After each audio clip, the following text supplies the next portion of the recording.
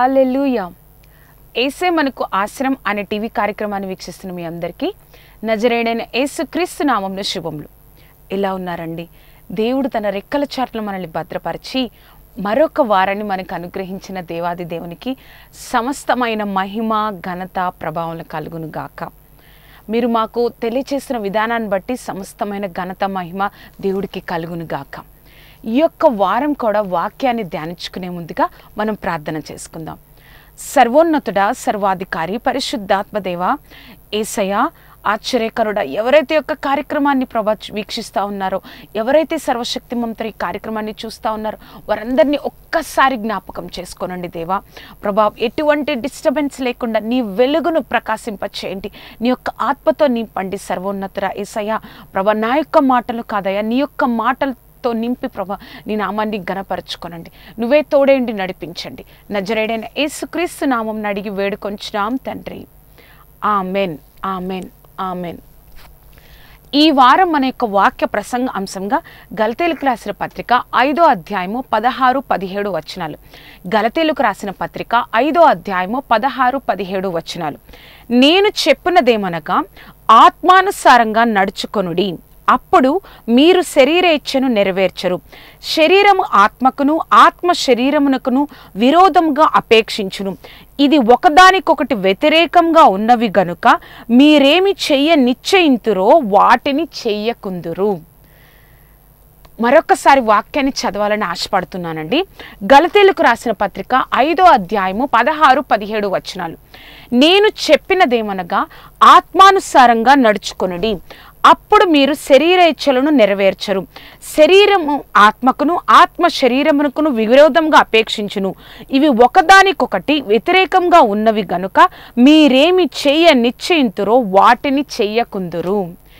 ఈ వారం మన యొక్క వాక్య ప్రసంగ అంశం ఆత్మానుసారంగా నడుచుకొనుడి. అసలు ఆత్మానుసారంగా నడుచుకోవడం అంటే ఏంటండి? మన జీవితంలో, మన యొక్క ఈ లోకంలో మనకి ఎన్నో ఆశలు, కోరికలు, తలంపులు ఉంటాయి. వాటిని మనం నెరవేర్చుకోవడం కోసం నేను ఈ విధంగా ఉండాలి, నేను ఇది సాధించాలి, ఈ యొక్క జీవితంలో ఇది సాధించాలి, ఈ సంవత్సరం కల్లా, ఈ కొన్ని సంవత్సరాల తర్వాత ఒక 4-5 సంవత్సరాల తర్వాత నేను ఈ విధంగా ఉండాలి, ఈ విధంగా ఆశీర్వదింపబడాలి, ఇంత పెద్ద పొజిషన్లోకి నేను వెళ్ళాలి అన్న ఆలోచనలు అయితే మనకి చాలా ఉంటాయి. అన్న ప్రణాళికలు కూడా మనం ఎన్నో వేసుకుంటూ ఉంటాం. ఎన్నో ఉంటాయి మన జీవితంలో. అన్న ఆలోచనలతో మనం నడుస్తూ ఉంటాం. ఆ విధంగానే వాటి కోసమే మనం ప్రయాసపడతాం, వాటి కోసమే మనం ప్రయత్నాలు కూడా చేస్తూ ఉంటాం, వాటి కోసమే మనం జీవిస్తున్నాం, వాటి కోసమే మనం బ్రతుకుతున్నాం అని కూడా మనం చెప్తా ఉంటాం. ఆ విధంగా మనం ఈ శరీరానుసారంగా ఎన్నో ఆలోచనలతో మనం ఉంటాం. కానీ ఆ యొక్క ఆలోచనలు మన జీవితంలో నెరవేరుతాయో ఆ యొక్క ఆలోచనలతో మనం శరీరానుసారమైన ఆలోచనలో ఉంటాం. కానీ దేవుడు మనకేం చెప్తున్నారంటే ఆత్మానుసారమైన ఆలోచనలు, ఆత్మానుసారంగా నడుచుకోనండి. అంటే ఏమిటంటే నీ యొక్క ఆలోచనలు, నీ యొక్క తలంపులు దేవుడికి ఇష్టమైనవా కావా, దేవుడికి ఇష్టంగా ఉన్నవా లేదా, దేవుడి యొక్క చిత్తంలో దేవుడి యొక్క సంతోషపరిచే ఆలోచనలు నువ్వు నేను కలిగి ఉన్నామా లేదా, నువ్వు నిజంగా ఆత్మానుసారమైన ఆలోచనలు కలిగి కలిగి ఉంటే, ఆత్మానుసారమైన దేవుడికి ఇష్టమైన ఆలోచనలు కలిగి ఉంటే, దేవుడికి ఆ యొక్క సంతోషపరిచే ఆలోచనలు కలిగి ఉంటే దేవుడు తప్పగా ఆశీర్వదిస్తారు. దేవుడు తప్పగా నిన్ను నన్ను ఆ యొక్క స్థానంలోనికి తీసుకెళ్తారు అని జ్ఞాపకం చేస్తున్నారు. కానీ మనం శరీరానుసారంగా ఎన్నో ఆలోచనలు ఉంటాం, అవన్నీ దేవుడికి ఇష్టం లేకపోయినా ప్రయాస పడతా ఉంటాం. అప్పుడు మనం ఎన్నో సమస్యలు ఎదుర్కోవాల్సి వస్తుంది. ఎంతో మంది దగ్గర ఒక అవమానకరంగా ఉండాల్సి వస్తుంది. ఎంతో మంది దగ్గర అయ్యో ఏంటి ఈ స్థితిలో ఉన్నారు అనిపించుకోవాల్సి వస్తుంది. అందుకే దేవుడు ఈరోజు మనతో మాట్లాడుతున్నారు, శరీరానుసారంగా కాదు, ఒక ఆత్మానుసారంగా మీరు నడుచుకోనండి. మన ఒక క్రైస్తవుడిగా దేవుళ్ళలోకి వచ్చిన తర్వాత మన యొక్క ఆలోచనలు కాదు, మన యొక్క తలంపులు కాదు, మన యొక్క ఆశలు కాదు, కానీ ప్రభువా నీకు ఏది ఇష్టమో నాకు కూడా అదే ఇష్టము ప్రభువా, నేను అది చేయడానికి నా జీవితంలో ప్రయత్నిస్తాను, నీ చిత్తమే నా ఇష్టము అని నువ్వు ఎప్పుడైతే అనుకుంటా ఉంటావో, నువ్వు ఎప్పుడైతే ఆ యొక్క ఆలోచనలు కలిగి ఆ విధంగా మనం జీవించడానికి ఆశపడుతూ ఉంటామో అప్పుడు మనము ఆత్మానుసారంగా జీవిస్తాం. మన హృదయంలో ఎంతో సంతోషం కలుగుతుంది, అనేక మందికి మనం ఆశీర్వాదకరంగా ఉంటామండి. ఒక్కసారి మనము ఈ యొక్క వారం యొక్క వాక్య ప్రసంగాంశం ఆత్మానుసారంగా నడుచుకొనుడి. మొట్టమొదటి పాయింట్ ఏంటి అంటే, మనం ఎందుకు ఆత్మానుసారంగా నడుచుకోవాలి? ఒక క్రైస్తవుడిగా ఉంటే మనం ఎందుకు ఆత్మానుసారంగా నడుచుకోవాలి? ఆత్మానుసారంగా నడుచుకొనుడి అని బైబిల్లో ఉంది కదా. శరీరేచ్ఛలు నెరవేర్చొద్దు, ఆత్మానుసారంగా నడుచుకొనండి, అప్పుడు మీరు శరీరేచ్ఛలను నెరవేర్చరు అని ఉంది కదా. అసలు ఎందుకంటే మనం ఆత్మానుసారంగా నడుచుకోవాలి? గలతీయులకు రాసిన పత్రిక 5వ అధ్యాయము 17వ వచనము మనం చూద్దాం. గలతీయులకు రాసిన పత్రిక 5వ అధ్యాయము 17వ వచనం, శరీరము ఆత్మకును ఆత్మ శరీరముకును విరోధంగా అపేక్షించును, ఇవి ఒకదానికొకటి వ్యతిరేకంగా ఉన్నవి గనుక మీరేమి చేయ నిశ్చయింతురో వాటిని చేయకుందురు. ఆత్మ శరీరము, ఆత్మ ఒకటే ఆలోచిస్తుందండి. మనలో దేవుడు, మనం విశ్వాసంలో కొనసాగుతూ ఉన్నప్పుడు దేవుడు ఆత్మతో మనం నింపినప్పుడు ఆత్మ అనేది ఒక విధంగా ఆలోచిస్తుంది. కానీ మనలో ఉన్న శరీరము, మన శరీరం అనేది వేరే విధంగా విరోధంగా ఆలోచిస్తుంది. ఆత్మ చెప్తుంది దేవుడి మాట విను, దేవుడికి లోబడి జీవించు, దేవుడి యొక్క ఆలోచనలను నువ్వు ఉండాలి, దేవుని సంతోషపెట్టేటట్లుగా నువ్వు ఉండాలని ఆత్మ చెప్తుంది. కానీ ఎప్పుడైతే నువ్వు శరీర ఆలోచనలకి చోటిస్తావో, శరీరానికి ఎక్కువగా చోటిస్తావో, శరీర ఆలోచనలకి తలంపులకి ఎక్కువ నీ జీవితంలో స్థానం ఇస్తావో, ఏం జరుగుతుందో తెలుసా? ఆ ఆత్మ ఆలోచనలన్నీ అనగగొట్టబడి నీ శరీర ఆలోచనలతోనే నువ్వు నీ యొక్క జీవితాన్ని గడుపుతూ ఉంటావు. వాక్యంలో క్లియర్గా ఉందండి. ఏమని ఉందంటే, శరీరము ఆత్మ రెండిటికి విరోధంగా ఉంది, మీరు ఏమి నిశ్చయింతురో వాటిని చేయలేరు. మనం శరీరానుసారంగా చాలా సాధించాలి, చెయ్యాలనుకుంటాం, ఆశీర్వదింపబడాలనుకుంటాం. కానీ మనం ఎప్పుడైతే ఆత్మకు చోటివ్వకుండా మన శరీరానుసారమైన ఆలోచనలతో మనం ముందుకెళ్తామో, ఆ శక్తితో మనం ముందుకెళ్తామో, నేను చెయ్యగలను అన్న ఆలోచనలతో మనం ఎప్పుడైతే ముందుకెళ్తామో, చెయ్యవలసినవి మీరేమి నిశ్చయింతురో అవి చెయ్యలేరు అని వాక్యంలో చాలా స్పష్టంగా ఉందండి. అసలు మనము ఆత్మ శరీరం, అసలు శరీర క్రియలు ఏ విధంగా ఉంటాయి? శరీర ఆలోచనలు, శరీరం యొక్క తలంపులు, మన శరీరం యొక్క ఆలోచనలు, తలంపులు ఏ విధంగా ఉంటాయో మరొక వాక్యం ద్వారా చూద్దామండి. గలతీయులకు రాసిన పత్రిక 19, 20, 21 వచనాలు. గలతీయులకు రాసిన పత్రిక 5వ అధ్యాయము 19, 20, 21 వచనాలు. శరీర క్రియలు స్పష్టమైనవి, అవేమనగా జారత్వము, అపవిత్రత, కామకత్వము, విగ్రహారాధన, అభిచారము, ద్వేషములు, కలహము, మత్సరము, క్రోధము, కక్షలు, భేదములు, విపత్తుములు, అసూయలు, మత్తతులు, అల్లరితో కూడిన ఆటపాటలు మొదలైనవి. చూసారా అండి? శరీర క్రియలు ఏ విధంగా ఉన్నాయంటే, కలహాలు, ద్వేషాలు, క్రోధాలు, జారత్వం, ఇవన్నిటిని నెరవేర్చాలని, మన జీవితం నాశనం అయిపోవాలని ఆ యొక్క సాతాను ఎంతో కుట్ర పన్ని శరీరీచ్ఛలకే మనం ముఖ్యంగా ప్రాముఖ్యత ఇచ్చేటట్లు మనల్ని ఆ శరీరానుసారంగా జీవించేటట్లుగా మనల్ని చేస్తూ ఉంటుందండి. శరీరానుసారంగా మనం జీవించేటట్లుగా మనల్ని ప్రతిసారి కృంగదీస్తూ ఉంటుంది. కానీ నువ్వు ఎప్పుడైతే ఆత్మానుసారంగా నేను జీవిస్తామో, ఎప్పుడైతే ఆత్మానుసారంగా జీవించాలని ఆశపడతామో, ఇవేమీ నెరవేర్చు. నిజంగా ఆ శరీర క్రియలు నెరవేర్చేవారు ఏ విధంగా ఉంటారో 21వ వచనంలో క్లియర్గా ఉందండి. ఇట్టి వాటిని చేయు వారందరూ దేవుని రాజ్యాన్ని స్వతంత్రించుకొనరు.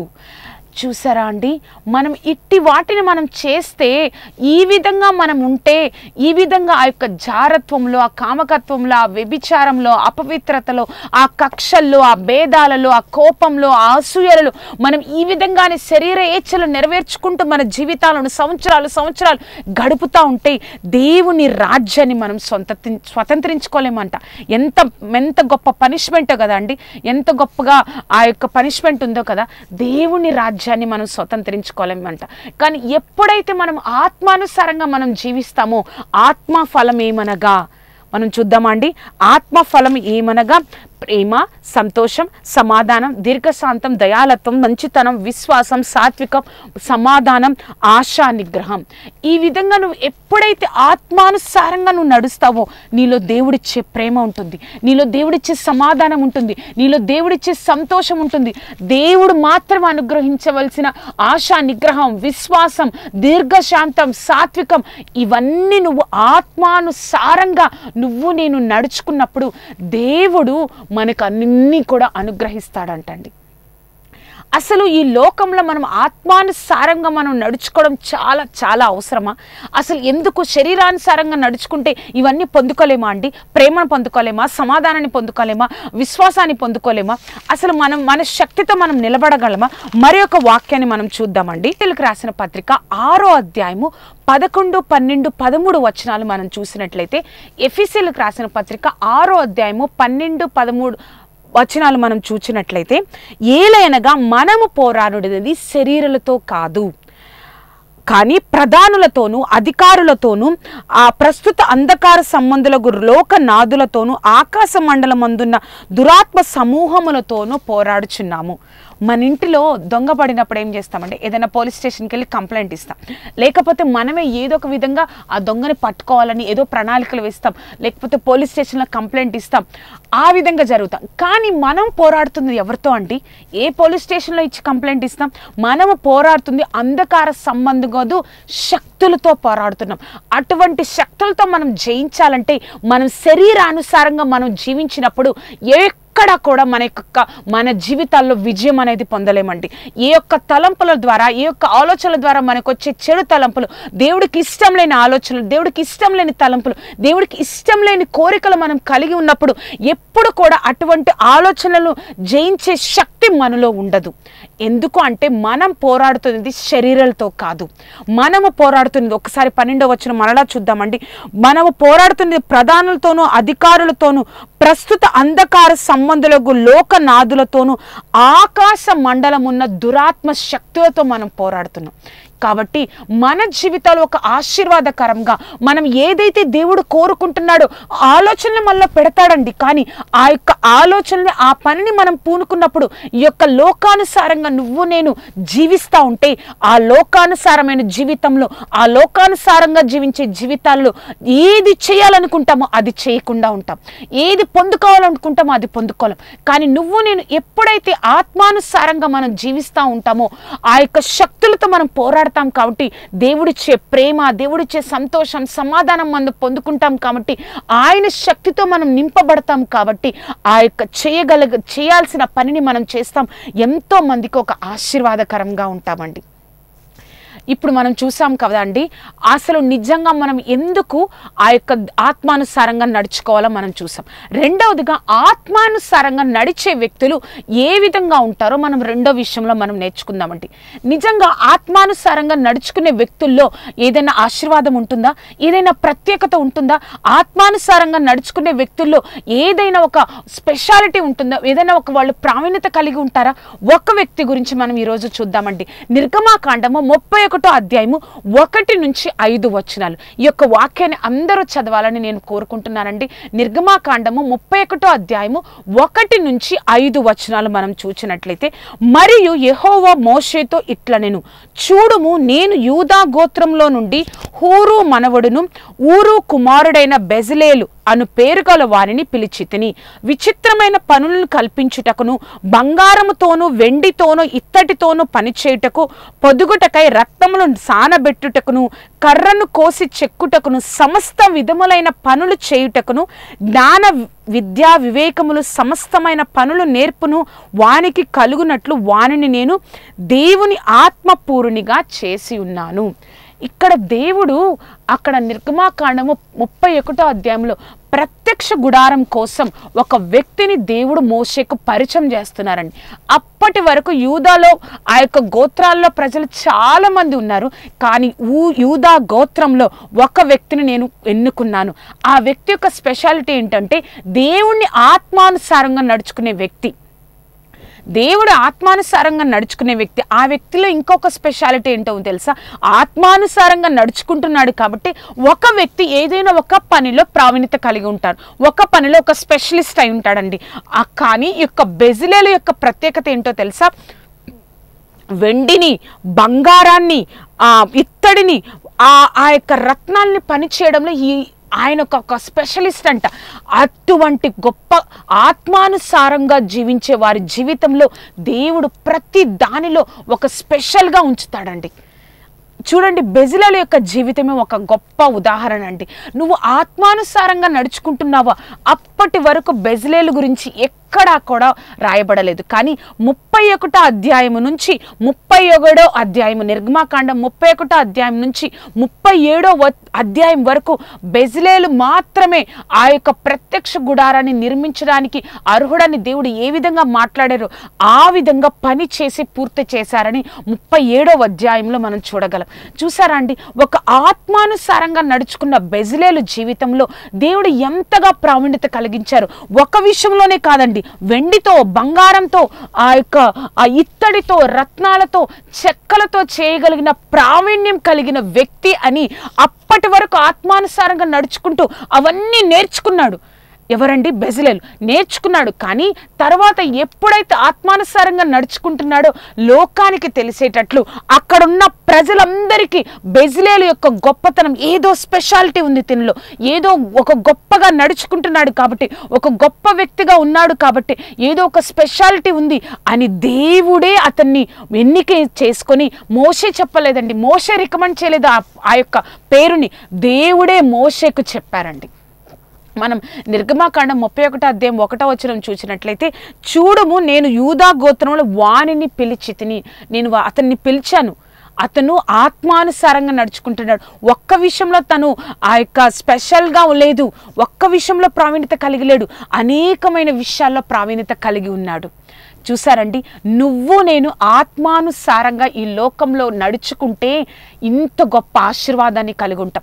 ఏదో ఒక విషయంలో, ఏదో చిన్న చిన్న విషయాలలో ప్రావీణ్యత కలిగి ఏదో జీవిస్తున్నానులే, ఏదో బ్రతికేస్తున్నానులే, ఏదో చిన్న జాబ్ చేసుకుంటున్నానులే అని అనుకుంటావేమో. కానీ నువ్వు నిజంగా ఆత్మానుసారంగా నువ్వు జీవితాన్ని నీ జీవితాన్ని ముందుకు తీసుకెళ్తా ఉంటే, దేవుడికి ఇష్టమైన బిడ్డగా నువ్వు వెళ్తా ఉంటే, దేవుడు అనేకమైన వాటి విషయాలలో నీకు ప్రావీణ్యత కలిగిస్తారు.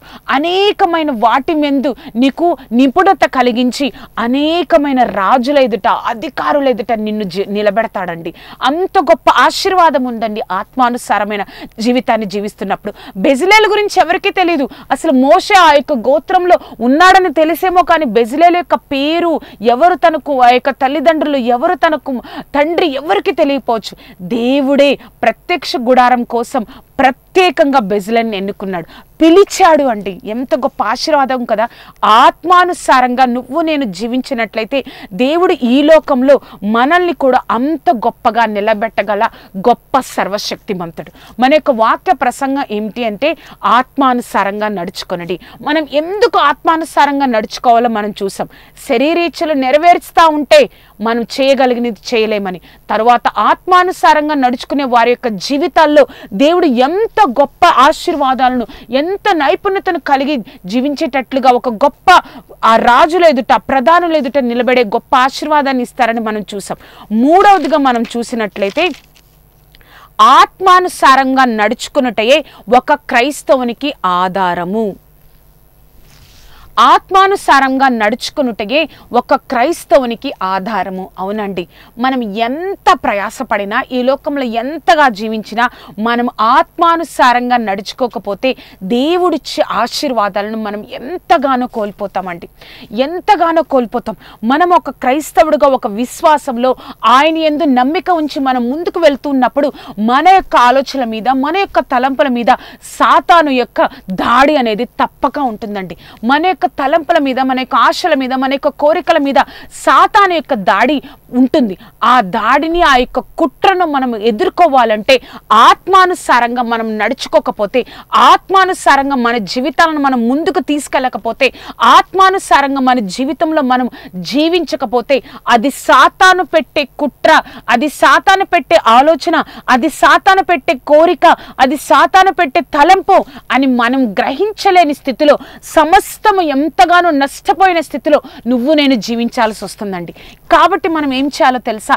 ఆత్మానుసారంగా నువ్వు నేను ఎప్పుడైతే నడుచుకుంటామో, ప్రభా నువ్వు ఏది వద్దన్నావో నేను అది చేయనయ్యా, నువ్వు ఏది కాదన్నావో నేను అది చేయను ప్రభా, నువ్వు ఏది నో అని చెప్తున్నావో, నువ్వు ఏది అది చెయ్యకూడదని నువ్వు చెప్తున్నావో నేను అది చెయ్యను ప్రభా అని నువ్వు ఎప్పుడైతే దేవుడికి లోబడి నువ్వు జీవిస్తావో, దేవుడికి లోబడి సాతానుని ఎదురించడి, అప్పుడు వారు నీ యొద్ద నుండి పారిపోవును.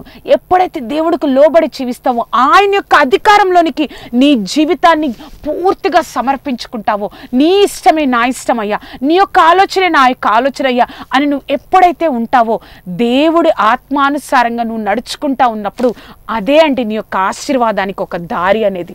అదే అండి నీ యొక్క ఆశీర్వాదానికి ఒక దారి. ఆ యొక్క దారిలో నువ్వు నేను వెళ్తా ఉన్నప్పుడు దేవుడు ఎంతో ఊహించిన ఆశీర్వాదంలోనికి ఒక అధికారులు నీ కోసం నిలబెడతాడు, ఒక గొప్ప వ్యక్తులు నీ కోసం నిలబెడతాడు. కాబట్టి ఆత్మానుసారమైన జీవితాలు జీవించడమే ఒక క్రైస్తవునికి ఒక గొప్ప ఆధారం, ఒక ఆశీర్వాదానికి. నువ్వు నేను దేని మీద ఆధారపడాలి? నువ్వు నేను ఈ లోకంలో ఏ విధంగా ఆశీర్వదింపబడాలి అంటే ఆత్మానుసారమైన జీవితమే మనం ఆశీర్వదింపబడడానికి, మనం నిలబడడానికి ఒక ఆధారం అవుతుందండి. కాబట్టి ఒక్కసారి ఒక వాక్యాన్ని మనం చదువుకుందామండి. ఎఫెసీయులకు రాసిన పత్రిక 6వ అధ్యాయము చూసినట్లయితే 6వ అధ్యాయము 11, 12, 13 వచనాలు మనం చూసినట్లయితే, ఏలయనగా మీ నడుమునకు సత్యము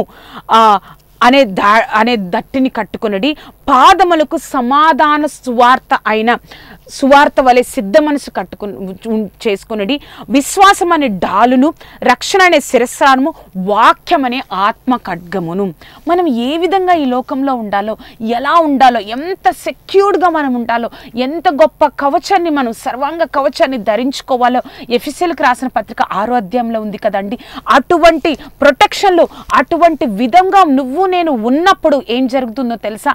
శత్రువు చూపించే ప్రతి ఒక్క దాడి, అది తలంపుల ద్వారా కానీ, చూపుల ద్వారా కానీ, మాటల ద్వారా కానీ, ఆలోచన వల్ల కానీ, కోరికల వల్ల కానీ మనం ఎక్కడైతే పడిపోతామో, దేవుడి యొక్క వాక్యం అనే శక్తి, ఆ యొక్క విశ్వాసం అనే ఖడ్గము, ఆ యొక్క వాక్యం అనే ఖడ్గము, విశ్వాసం అనే డాలు, ఆ యొక్క రక్షణ అనే శిరస్త్రానము, ఆ యొక్క నడుముకు కట్టుకునే సత్యం అనే దట్టి, ఆ యొక్క పాదములకు సమాధాన సువార్త అయిన అవన్నీ కూడా మనల్ని ప్రొటెక్ట్ చేస్తూ ఉంటాయి.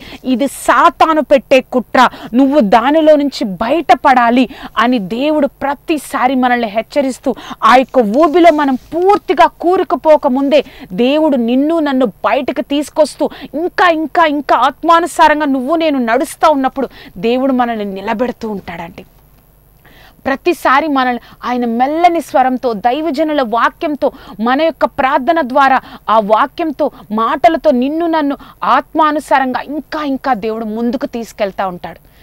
మనకి ఈ లోకంలో ఎంతగానో ఆ యొక్క శక్తులతో మనం పోరాడుతున్నప్పుడు ఎవ్వరికి ఏమీ అర్థం కాదండి. కానీ నువ్వు నేను ఆత్మానుసారంగా మనం నడుచుకున్నప్పుడు మాత్రమే, అమ్మో నేను యొక్క ఊబిలో ఉన్నానే, దేవుడికి ఇష్టం లేని కార్యాన్ని జరిగిస్తున్నానే, దేవుడికి ఇష్టం లేని ఆలోచనలు కలిగి ఉన్నానే, దేవుడికి ఇష్టం లేని చూపులను నేను చూస్తూ ఉన్నానే, దేవుడికి ఇష్టం లేని తలంపులు నేను కలిగి ఉన్నానే అన్న ఆలోచనలతో మనం బయటకు శక్తితో బయటకు రాలేము. కానీ ఆత్మానుసారంగా మనం నిలబడగలిగితే, ఆత్మానుసారంగా మనం ఉండగలిగితే, దేవుడు అటువంటి శక్తితో నిన్ను నన్ను నిలబెట్టి దేవుడు గొప్పగా నిన్ను ఆ యొక్క శోధనల నుంచి మనల్ని బయటకు తీసుకురా తీసుకురాగలడండి. అంత గొప్ప ఆశీర్వాదం ఉంది. ఇంకోటి తెలుసా, ఆత్మానుసారంగా ఈ లోకంలో నువ్వు ఉండగలిగితే, ఆత్మానుసారంగా నువ్వు జీవించగలిగితే దేవుడు ఎంత గొప్ప ఆశీర్వాదం ఇస్తారో. బెజలేలు యొక్క జీవితాన్ని మన ముందు ఉంచారు. ఒక్క విషయంలో నైపుణ్యత కాదండి, ఒక్క విషయంలోనే కాదు, అనేక విషయాలలో నేను దేవుడు నైపుణ్యత కలిగించి అనేక వాటిలో నీకు నేర్పించి సిద్ధపరిచి ఒక కరెక్ట్ సమయంలో, ఆయన యొక్క సమయంలో నిన్ను హెచ్చిస్తాడండి దేవుడు. ఎలా అయితే చిన్న వయసు నుంచే ఆ యొక్క ప్రావీణ్యత కలిగి బంగారము, వెండి, ఇత్తడి, రాగి, ఆ యొక్క రత్నములు, ఆ యొక్క విషయాలలో ప్రావీణ్యత కలిగి బెజలేలు ఉన్నాడు. కరెక్ట్ సమయంలో, ఆ యొక్క దేవుని యొక్క సమయంలో ఏం జరిగిందండి? కరెక్ట్ టైంలో దేవుడు ఆ ప్రత్యక్ష గుడారం ఒక గొప్ప పని కోసం, దేవుడి యొక్క కార్యం ఇజ్రాయెల్ మీద జరగడం కోసం, ఆయన సన్నిధి ఆ ప్రత్యక్ష గుడారంలో ఉండడం కోసం ఒక బెజలేలును ఆ యొక్క కట్టడానికి, ఆ యొక్క పూర్తిగా అవంతా చేయడానికి ఒక బెజలేలును దేవుడు వాడుకున్నాడు. చూసారండి, ఆత్మానుసారంగా జీవించే జీవితాలలో ఎంతో గొప్ప ఆశీర్వాదం ఉంది. ఇంకా ఎందుకో శరీర ఆశలను నెరవేరుస్తూ, శరీర కోరికలను నెరవేరుస్తూ ఎవరినో చూసి అయ్యో వాళ్ళంతా సంతోషంగా ఉన్నారే, అది కాదండి. ఆత్మానుసారంగా నడుచుకునే వాళ్ళు అందరికీ ఒక ఎగతాళిగా, ఒక ఏమీ తెలియని వ్యక్తిగా ఉండొచ్చేమో, కానీ దేవుని దృష్టిలో వారు బహు గొప్పగా ఉంటారండి. అంతేకాదు, దేవుని దృష్టిలో బహు గొప్పగా ఉండడమే కాదు, ఆయన యొక్క టైం వచ్చినప్పుడు, ఆయన యొక్క సమయం వచ్చినప్పుడు దేవుడు వారందరి ముందే గొప్పగా హెచ్చించగల గొప్ప దేవుడు. ఆత్మానుసారంగా దేవుడు దేవుడు అని నువ్వు భయపడుతూ నిత్యము నీ జీవితాన్ని సరిచేసుకుంటూ ఆ విధంగా నువ్వు జీవిస్తున్నావేమో, దేవుని దృష్టిలో నువ్వు ఎప్పుడూ ఆశీర్వదింపబడిన వ్యక్తివి, ఎప్పుడో నువ్వు ఆశీర్వదింపబడిన వ్యక్తివి. కానీ దేవుడు ఆయన యొక్క సమయం కోసం నువ్వు చూస్తున్నారు. ఆత్మానుసారంగా జీవిస్తున్న వ్యక్తి ఏ విధంగా ఈ లోకంలో తల పైకెత్తేటట్లుగా దేవుడు ఆశీర్వదిస్తారో మీ బంధువులు తెలుసుకోవాలని ఆ సమయం కోసం దేవుడు చూస్తున్నారు. ఆ సమయం వచ్చే వరకు నువ్వు దేవుడి వైపు చూసి ఇంకా ఇంకా నీ యొక్క ఆత్మీయ జీవితాన్ని సరి చేసుకుంటూ, ఎక్కడైతే దేవుడికి విరోధమైన ఆలోచనలు కలిగి ఉన్నాను, ఎక్కడైతే దేవుడికి చెడ్డ ఆలోచనలు కలిగి ఉన్నాను, దేవుడికి ఇష్టం లేని పనులు చూస్తున్నాను, దేవుడికి ఇష్టం లేని పనులను ఈ ఫోన్ ద్వారా నేను చేస్తున్నాను, దేవుడికి ఇష్టం లేనట్లుగా ఈ ఫోన్లో ఎక్కువ మాట్లాడుతున్నాను, దేవుడికి ఇష్టం లేని చూపులతో నేను కలిగి ఉన్నానని నీకు నువ్వు సరి చేసుకుంటా ఉంటావో, నీకు నువ్వు నీ జీవితంలో సరి చేసుకుంటూ జీవిస్తూ ఉంటావో, అప్పుడు ఆయన సమయంలో తల పైకెత్తగల గొప్ప దేవుడు అండి. అటువంటి దేవుణ్ణి కలిగి ఉన్న ఆత్మానుసారంగా నువ్వు జీవిస్తున్నావా? నువ్వు ఆయన ప్రణాళికలో ముందున్నావు, ఆయన ఆశీర్వాదానికి దారిలో ఉన్నావండి. తప్పకుండా దేవుడు నిన్ను గొప్పగా బహుబలంగా వాడుకోవడమే కాదు, ఆశీర్వదిస్తాడు. అనేక మందికి ఆశీర్వాదకరంగా ఉంటారు. ఆత్మానుసారమైన జీవితమే అండి క్రైస్తవ జీవితానికి ఒక ఆధారము.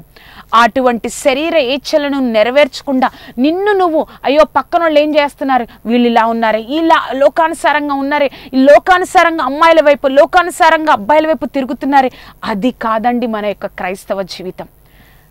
ఆత్మానుసారంగా నడుచుకో, అనేకమైన ఆశీర్వాదాలు నీ కోసం వేచి ఉన్నాయని దేవుడు నీకు ఈరోజు జ్ఞాపకం చేస్తూ ఉన్నారు.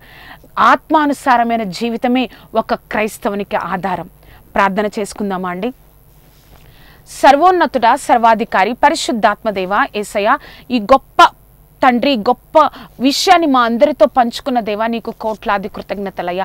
ఆత్మానుసారమైన జీవితాలు మేము జీవించడానికి మాకు సహాయంను దయచేయండి. నీ గొప్ప కృపను మాకు అనుగ్రహించండి. సర్వశక్తిమంతుడా పరిశుద్ధాత్మ దేవా యేసయ్య, ఈ యొక్క క్రైస్తవుడిగా ప్రమిది మేము శరీరేచ్ఛలు నెరవేర్చకుండా ఆత్మానుసారంగా ఎటువంటి గొప్ప ఆశీర్వాదాలు మా జీవితంలో నువ్వు కలిగి ఉన్న వాటన్నిటిని పొందుకునే గొప్ప భాగ్యాన్ని మాకు అనుగ్రహించయ్యా. నువ్వే తోడేండి నడిపించు దేవా. నీ నామాన్ని ఘనపరచుకో సర్వశక్తిమంతుడా. నీ కృపా రెక్కల క్రింద భద్రపరచండి.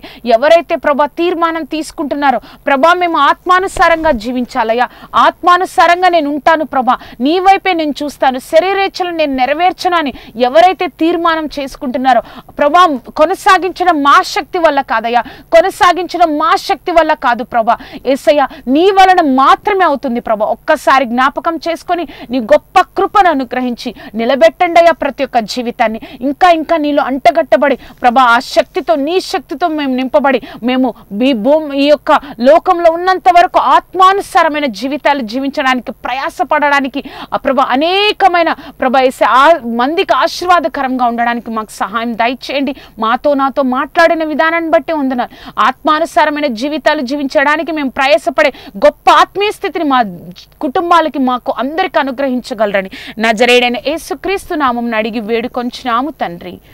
Amen, amen, amen. చూసారు కదండి, ఆత్మానుసారంగా జీవించే జీవితాలలో ఎంత గొప్ప ఆశీర్వాదాన్ని దేవుడు దాచి ఉన్నారో. ఆత్మానుసారమైన జీవితాన్ని జీవించే జీవితాలను దేవుడు ఎప్పుడు కూడా సిగ్గుపరచడు, వదిలివేయడు, ఆశీర్వదించకుండా ఉండలేడండి. అంత గొప్ప ఆశీర్వాదం ఆత్మానుసారంగా జీవించే జీవితాల్లో కలిగి ఉంటాం.